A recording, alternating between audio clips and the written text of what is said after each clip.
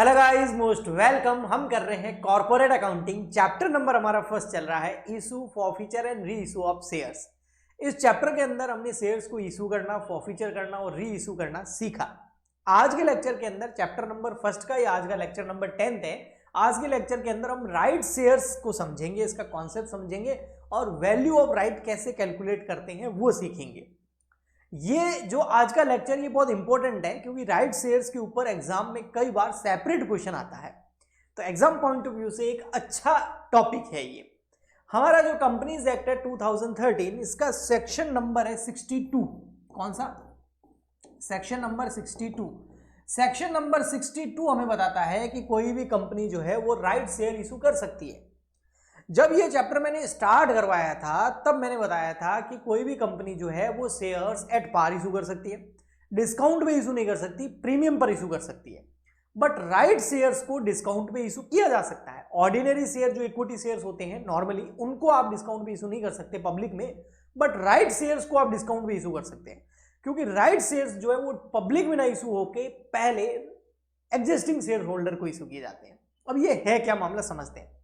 For example के लिए एक कंपनी है जिसने पहले से शेयर्स इशू कर रखे हैं, यानी यहां पर एक कंडीशन आ जाती है कि वो कंपनी जिसने ऑलरेडी शेयर इशू कर रखे हैं वही राइट शेयर इशू कर सकती है, क्योंकि राइट शेयर्स जो होते हैं वो एग्जिस्टिंग इक्विटी शेयर होल्डर्स को इशू किए जाते हैं या एग्जिस्टिंग शेयर होल्डर को इशू किए जा सकते हैं। यानी कि जो पुराने शेयर होल्डर हैं आपके पहले से ही, उन शेयर होल्डर्स को आप राइट शेयर्स इशू कर सकते हैं।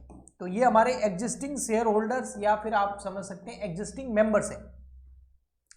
ठीक है, तो कोई भी कंपनी मान लेते हैं ये है हमारी XYZ लिमिटेड। ये कंपनी जो है अपने एग्जिस्टिंग शेयर होल्डर्स को क्या इशू कर रही है? राइट शेयर्स इशू कर सकती है, right shares.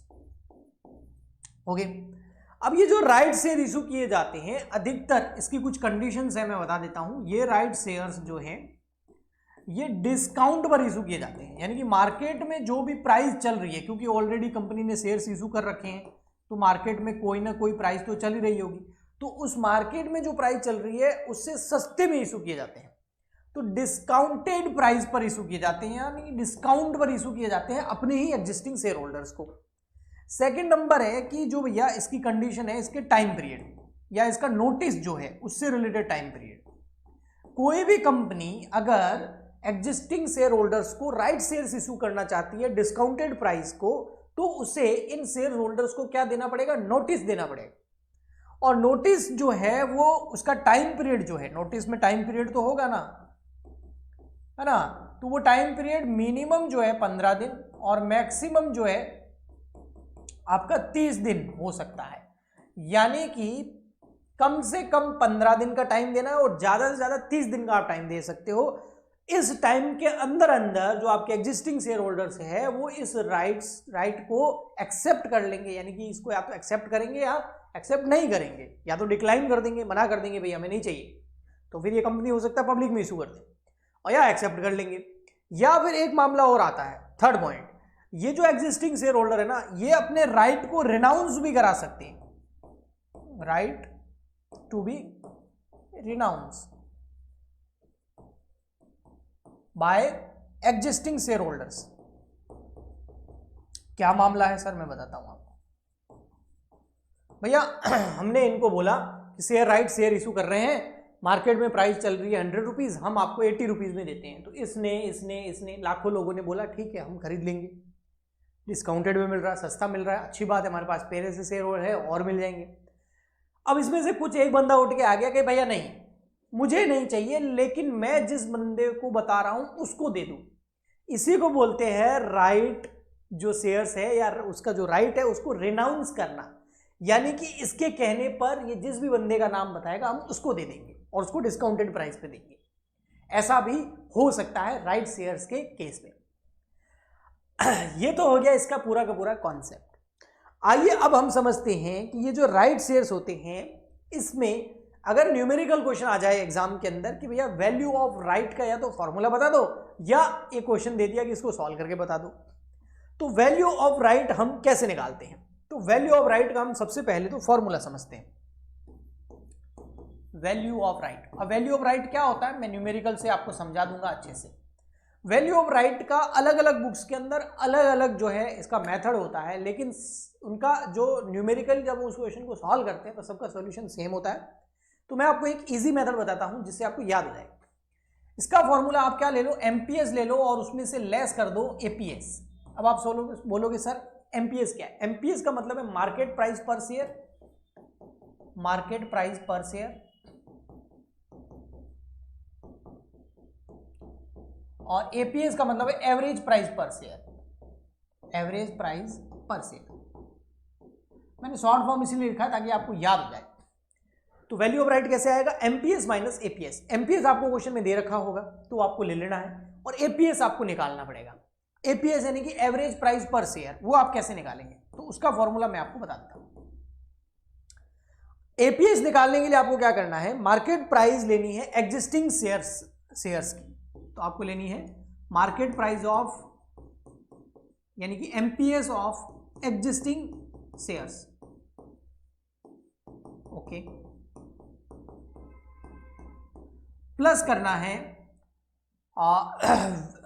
Issue price of right share, issue price of right share. अब ये क्या है अभी न्यूमेरिकली समझाऊंगा। प्राइस ऑफ राइट शेयर, और डिवाइड कर देना है आपको total number of shares.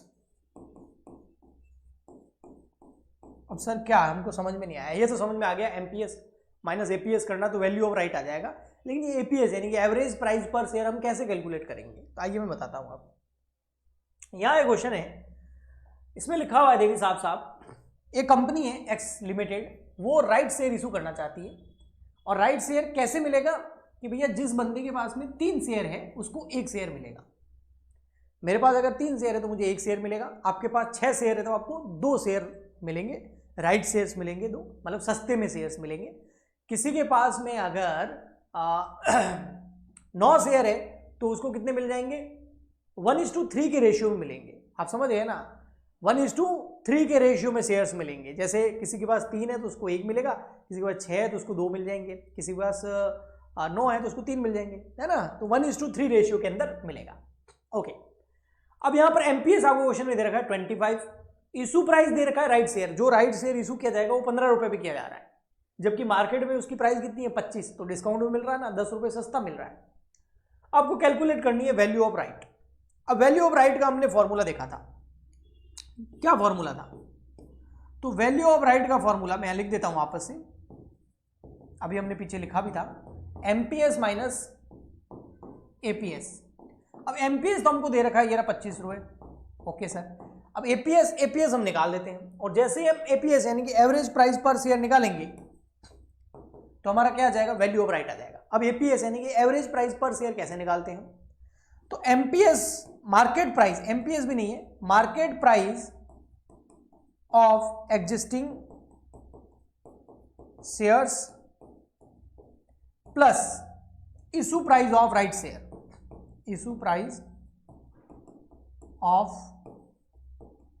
Right shares. कई लोग बोलते हैं सर हैंडराइटिंग आपकी अच्छी नहीं है।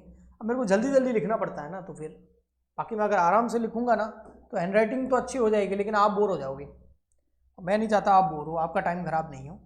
यहाँ आ जाएंगे number of shares, total number of shares. अब देखो भैया, मार्केट प्राइस एग्जिस्टिंग शेयर्स की कितनी है? तो एक शेयर अभी मार्केट में कितने रुपए में मिल रहा है? तो एक शेयर मिल रहा है 25 रुपए में, और अगर एक शेयर होल्डर है उसके पास एग्जिस्टिंग शेयर कितने होने चाहिए? 3, तब उसको एक नया राइट शेयर मिलेगा। तो एग्जिस्टिंग शेयर कितने? 3, और एक शेयर की मार्केट प्राइस कितनी है? 25। तो 25 मल्टीप्लाई कर दो 3, तो ये आ जाएगी market price of existing shares. 3 share पे एक शेयर मिल रहा है ना, तो 3 शेयर पड़े हैं उसको एक शेयर मिलेगा, और 3 शेयर की जो पहले पुराने 3 शेयर पड़े हैं उसकी मार्केट में प्राइस कितनी है? 25 रुपए। ओके जी, तो ये तो हो गई market price of existing shares. अब है issue price of right share. Right share 3 के बदले में कितना मिल रहा है? 1 शेयर मिल रहा है, और उसको हम कितने में इशू कर रहे हैं? 15 रुपए में। तो 1 multiply by 15, 1 multiply by 15 divide by number of share. Number of share कितने? 3 पुराने 1 नया, तो टोटल नंबर ऑफ शेयर कितने हो गए? 4, क्योंकि हमको एवरेज प्राइस निकालनी है। तो ये आप देखोगे तो हो गए 75 और ये हो गए आपके 15 डिवाइड बाय 4, तो ये कितना हो गया 80 और 90 डिवाइड बाय 4 कर लो, 90 डिवाइड बाय 4 करोगे कितना आएगा 90 होगा ना, 90 डिवाइड बाय 4 22.5।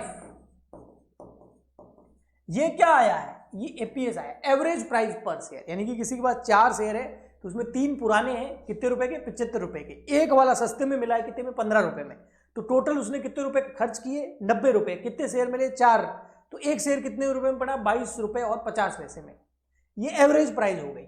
और मार्केट में भी प्राइस कितनी चल रही है 25 रुपए, तो इसको कितना फायदा हुआ पर शेयर 2.5 रुपीज, यही है आपका वैल्यू ऑफ राइट। आया समझ में? ये ऐसा ही क्वेश्चन एक फिक्स आता है, थोड़ा सा डेटा चेंज कर लेंगे, मैंने 1:3 लिया है, 3 शेयर के बदले में 1 लिया है, वहाँ हो सकता है 4 शेयर के बदले में 1 शेयर आ जाए, या 5 शेयर के बदले में 1 शेयर आ जाए, या 2 शेयर के बदले में 1 शेयर आ जाए, बस इतना चेंज होगा और कुछ भी चेंज नहीं होता है। तो आई होप आपको आज के इस लेक्चर के अंदर राइट शेयर्स क्या होते हैं, उसका न्यूमेरिकल क्वेश्चन करके वैल्यू ऑफ राइट कैसे कैलकुलेट करते हैं वो समझ में आ गया होगा। अगर अच्छा लगा है तो प्लीज़ ज़्यादा से ज़्यादा लाइक करें, शेयर करें अपने फ्रेंड्स के साथ में, क्योंकि व्यूज़ बढ़ेंगे तो मुझे भी मोटिवेशन मिलेगा और मैं ये कॉर्पोरेट अकाउंटिंग पूरी आपको यहाँ पर फ्री ऑफ कॉस्ट यूट्यूब पे करा दूंगा। किसी को पेड कोर्स चाहिए तो हमारा टेलीग्राम चैनल, पेड कोर्स चाहिए तो हमारी ऐप डाउनलोड कर ले, वहाँ पर आपको पेड कोर्सेज मिलेंगे, फी पे करनी पड़ेगी। लेकिन अगर आपको जो यहाँ मैंने लिखाया है ये फ्री में चाहिए तो आप हमारा टेलीग्राम चैनल ज्वाइन कर सकते हैं, वहाँ पर मैं कई बार बहुत सारे नोट्स फ्री में भी शेयर कर देता हूँ। तो मिलते हैं नेक्स्ट लेक्चर में, आज के लिए इतना ही। आई होप आपको अच्छे से समझ में आ गया होगा। Good bye, thank you.